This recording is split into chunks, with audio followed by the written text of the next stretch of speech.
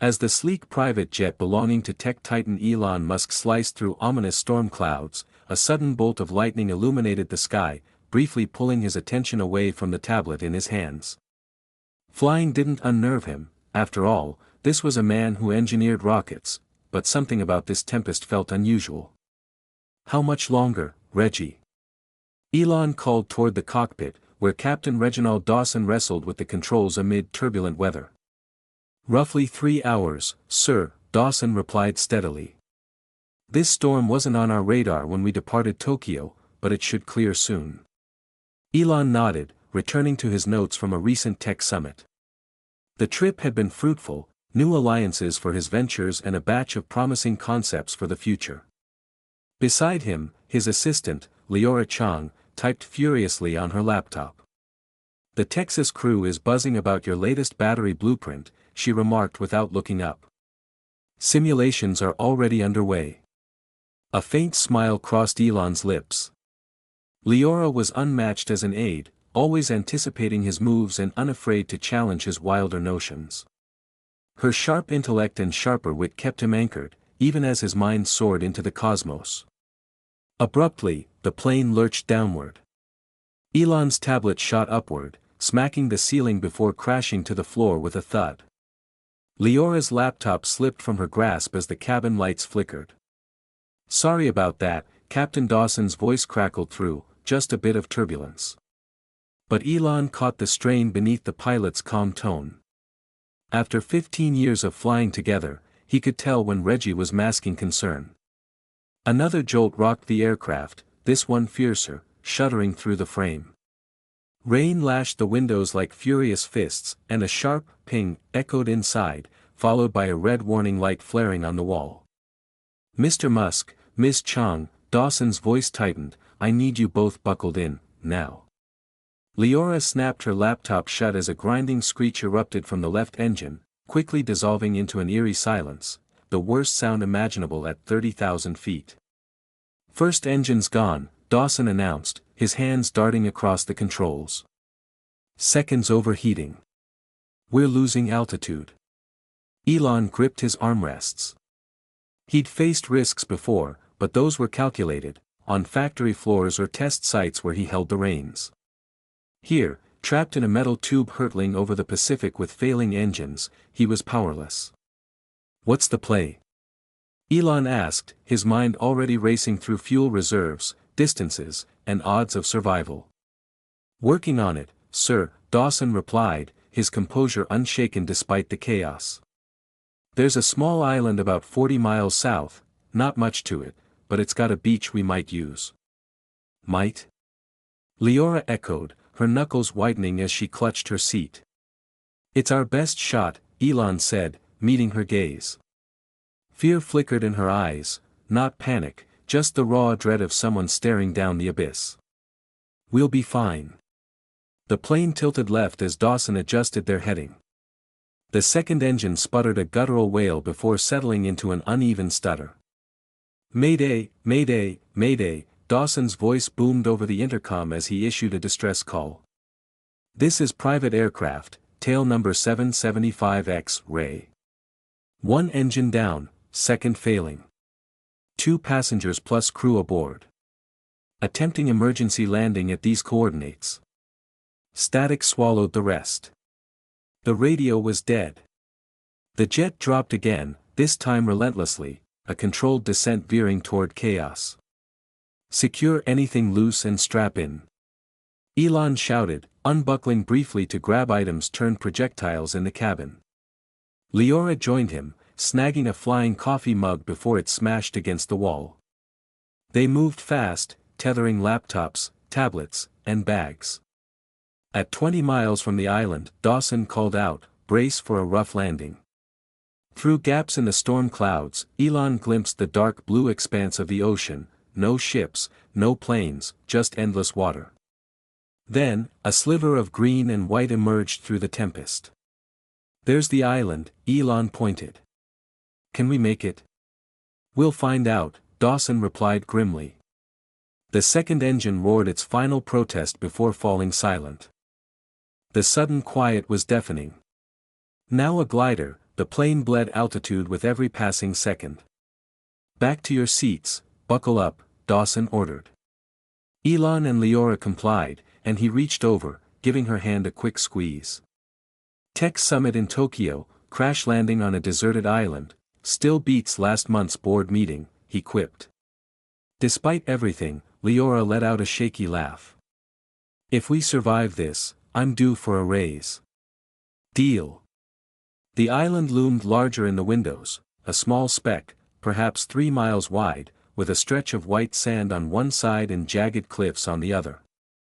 Dawson aimed for the beach. "Brace for impact," he yelled. Heads down, arms crossed. Elon stole a final glance outside. The beach rushed toward them, wet sand glinting in the stormy glow. He tucked his head to his chest, crossed his arms, and shut his eyes. The impact was both gentler and harsher than he'd anticipated. The landing gear hit the sand with a jolt that rattled his teeth. The plane bounced once, twice, then skidded forward, kicking up walls of sand on either side. A torturous screech filled the cabin as metal scraped earth. Something struck Elon's head, an oxygen mask swinging loose, he guessed. Pain flared behind his eyes. The world spun, then stilled. After what felt like an eternity but was likely mere seconds, the aircraft came to rest. Rain hammered the fuselage, and wind howled outside, but they were no longer falling. "Leora?" Elon turned to his assistant. She slumped forward, still buckled in, but lifted her head at her name. Blood trickled from a shallow cut on her forehead, though she seemed otherwise intact. "I'm alive," she said, almost in disbelief. "Really? Looks that way." When Elon Musk's private plane executes an emergency landing on an uncharted island, it initially appears to be a stroke of misfortune. Yet, this seemingly desolate speck of land harbors a cutting-edge research facility, equipped with technology far beyond anything the world has witnessed. As Elon and his companions uncover the site's true purpose, stealing groundbreaking ideas directly from the minds of the planet's brightest thinkers, they find themselves entangled in a perilous cat-and-mouse chase with the enigmatic Vivian Cole. What begins as a fight for survival transforms into a struggle to safeguard not only Elon's innovations but the very sanctity of human thought. The revelations behind this shadowy operation unveil a startling link to Elon's past, appending everything he believed he understood about himself. Elon unfastened his seatbelt and rose unsteadily to his feet. "Reggie? You okay up there?" A groan drifted from the cockpit, followed by Captain Reginald Dawson's voice. "I'm intact, just checking the systems." Elon made his way to the front. Dawson sat amidst a tangle of lifeless screens and inert gauges, a nasty bruise blooming on his cheek where he'd struck the control panel. He was alert, though. "Solid landing," Elon said sincerely. "You kept us alive." Dawson shook his head. "Don't thank me yet. We're breathing, but we're also marooned. Radio's dead, satellite phones out, and we're nowhere near a flight path where anyone might catch our mayday." "So what's next?" Leora asked, appearing behind Elon. She wiped blood from her face, smearing it across her sleeve. "Now," Elon replied, peering through the cracked windshield at the expanse of Strange Island Beach, "we figure out where we've ended up." The trio moved to the main cabin door. Dawson forced it open with effort, and rain and wind surged inside, carrying the scent of salt and something else, something sweet and unfamiliar. They gazed out at a pristine white shore that gave way to dense jungle, devoid of structures, lights, or any hint of humanity, just raw, untouched wilderness stretching as far as they could see. "Middle of nowhere," Leora murmured. "Could be worse," Elon countered, his mind already churning with strategies for survival, repair, and rescue. He had no inkling, as they stepped onto the sodden sand of this unknown island, that the crash was merely the prelude to the strangest odyssey of his life. The storm subsided by nightfall. They spent those dark hours in the wrecked plane, taking stock of supplies and sketching out plans. Come morning, brilliant sunlight pierced the angry clouds, revealing the landscape in full clarity for the first time. Priority 1 is fresh water, Captain Dawson said, hefting a makeshift pack crafted from an airplane seat cover. Then food. I'll double-check the emergency beacon, but it was offline last night. Elon nodded, surveying the tree line. The beach spanned about half a mile before dense jungle took over. In the distance, a modest mountain rose from the island's heart. I've been thinking, Leora said, applying a fresh bandage to the cut on her forehead. This island isn't on any map, or Captain Dawson would have known about it pre-crash. Not necessarily, the pilot replied. The Pacific's littered with thousands of tiny islands. Not all make it onto flight charts, especially if they're uninhabited. Elon wasn't listening. Something in the jungle had caught his eye. Look at those trees, he said, pointing. They're off. The three approached the jungle's edge. The vegetation did indeed seem peculiar. Some leaves were almost too perfectly shaped, adorned with odd patterns. Flowers bloomed in hues Elon had never encountered, including one with petals glowing a faint blue even in daylight. That's not normal, Elon remarked, reaching toward the luminescent blossom. Plants don't just glow. Don't touch it, Leora cautioned. Could be toxic. Dawson frowned. I don't like this. Let's stick to the plan: water, food, signal for help. They followed what appeared to be a natural trail into the jungle. Strangely, the path felt almost too accommodating, winding between trees in a way that made passage effortless.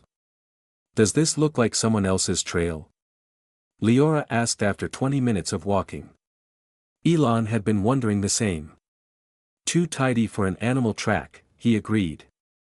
The path led them to a small stream of clear water. Dawson tested it with gear from the plane's emergency kit. Drinkable, he declared. Almost too clean, no bacteria at all. As they filled water bottles, Elon noticed something odd about the nearby fruit trees. Colorful produce hung from their branches, but each tree was spaced with uncanny precision. It's like someone planted them, he said abruptly. This isn't wild growth. Check the spacing, too uniform. Leora plucked a round purple fruit. Should we try it? I'll go first, Elon said, taking it from her. He bit into it cautiously. Sweet juice flooded his mouth, tasting like a blend of blueberry and mango. Good. Really good, actually. As they ate, Elon examined the plants more closely. Many bore traits he'd never seen: leaves with tiny solar panel-like structures, roots seeming to connect with neighboring plants. These aren't ordinary, Elon said, studying a glowing blue fruit dangling nearby. Someone engineered them. This is bioengineering beyond anything I've witnessed. Like GMOs? Dawson asked. More than that, Elon struggled for words. It's what you'd build if you were designing plants from scratch. Leora stepped back a few paces and gasped.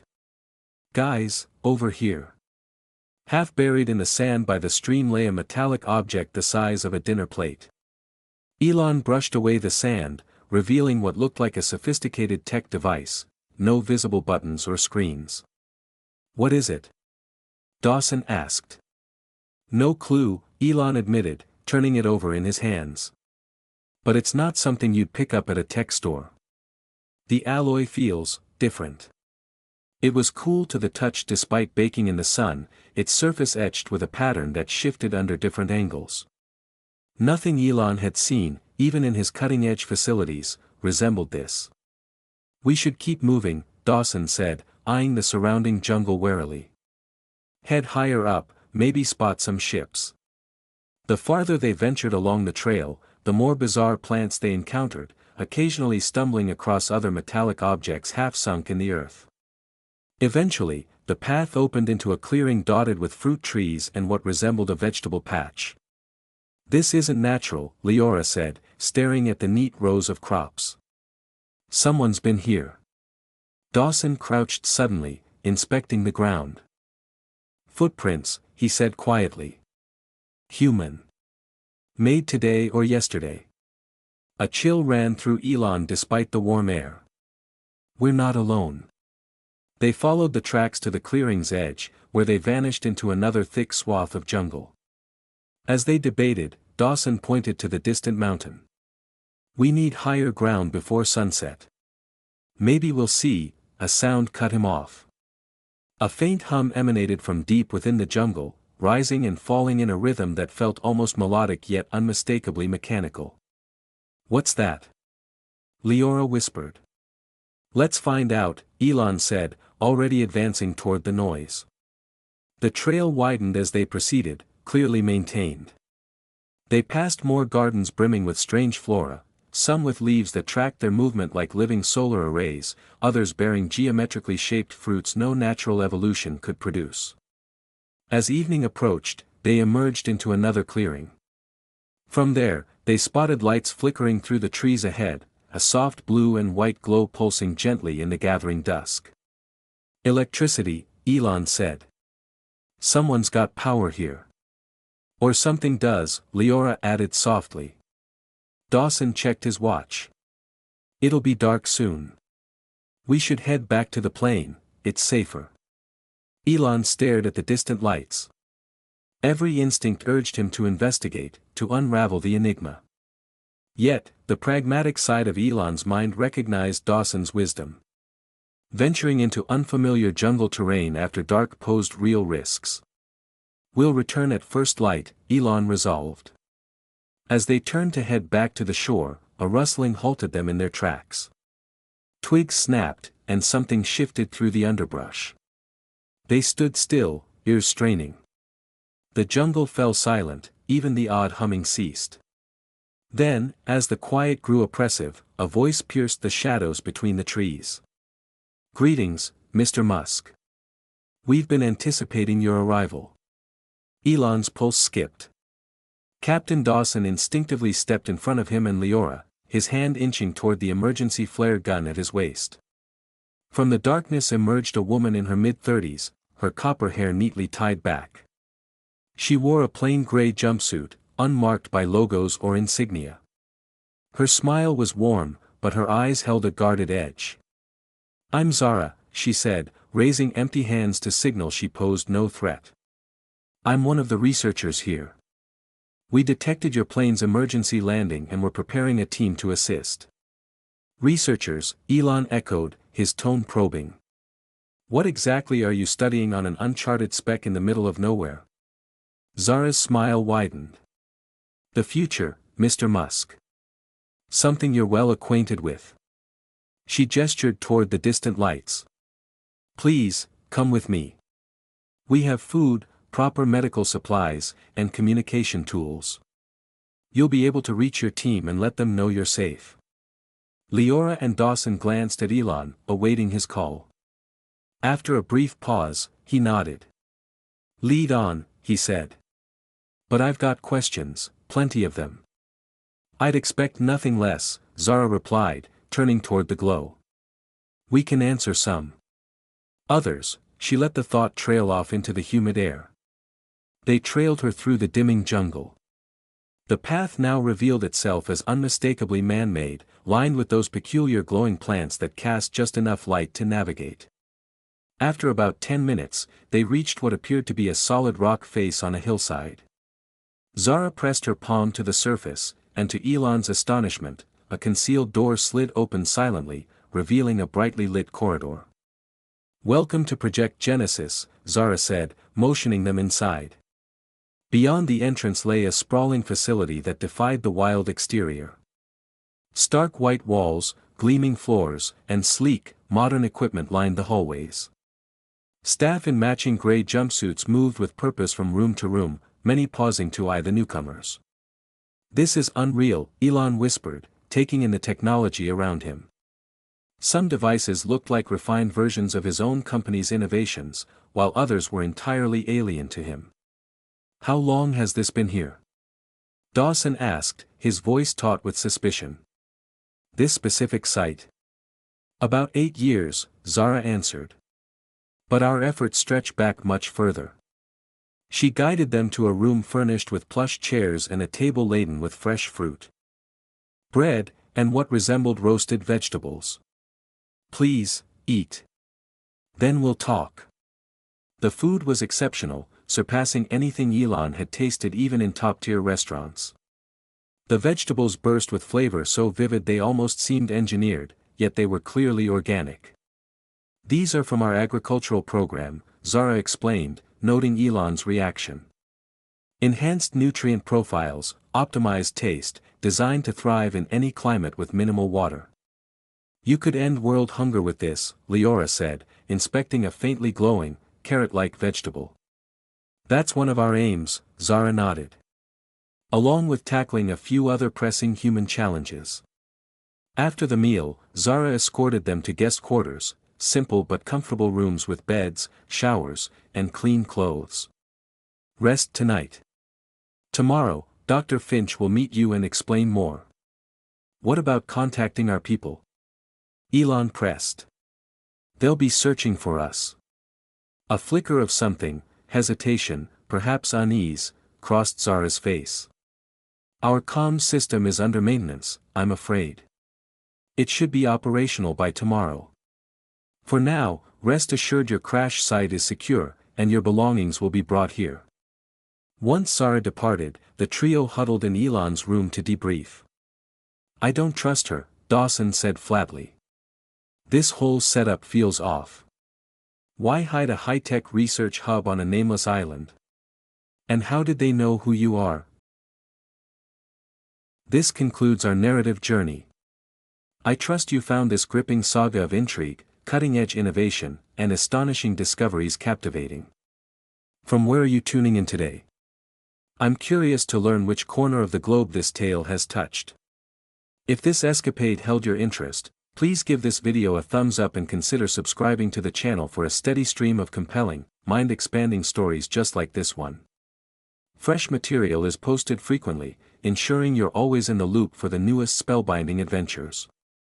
Be sure to pass this video along to your loved ones and friends. It's a great way to share positivity and insight while expanding our circle of story enthusiasts. Your encouragement is invaluable. Thank you for joining me, and I look forward to welcoming you back for the next tale.